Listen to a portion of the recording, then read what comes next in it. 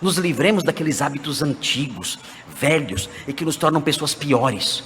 Porque nós podemos exercer, esses hábitos podem exercer uma função pedagógica, didática.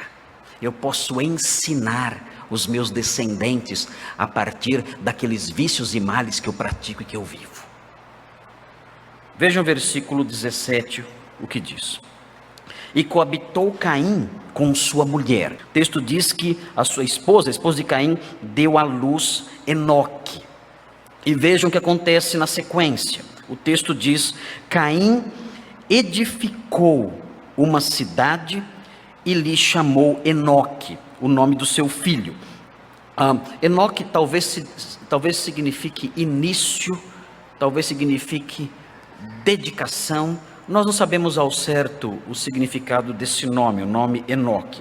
Porque a primeira cidade que surge é fundada por uma linhagem perversa. Por quê? Nós temos que lembrar dos leitores originais. Os leitores originais do livro de Gênesis eram as pessoas, eram os israelitas que estavam caminhando para Canaã para tomar aquela terra. E eles teriam que destruir as cidades. Então, é possível que Moisés esteja pintando na mente dos seus leitores a noção de que aquelas cidades, tendo sido fundadas por pessoas distantes de Deus, como a cidade de Caim, aquelas cidades mereciam ser destruídas. Então, o autor bíblico está colocando no coração daquele povo que caminha para Canaã a noção de que as cidades tiveram uma origem má. As cidades são ruins, as cidades são perigosas. Quem originou as cidades foi uma geração perversa e não temente a Deus. Bem, diante disso, nós olhamos para nós e pensamos assim: tá bom, mas eu não estou caminhando para nenhuma terra e não tenho que destruir cidade nenhuma. Então, para que esse texto serve para mim? Muito bem, excelente pergunta.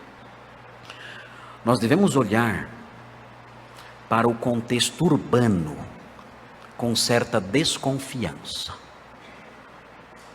Como assim, pastor?